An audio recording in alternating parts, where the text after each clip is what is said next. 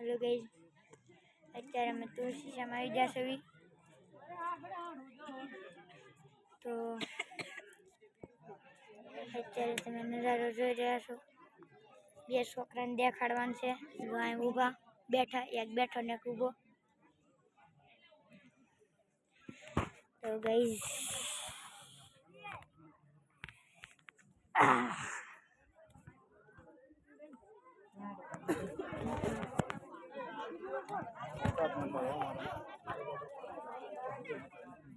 photo कैमरे पे जाए बात नहीं बाय बार और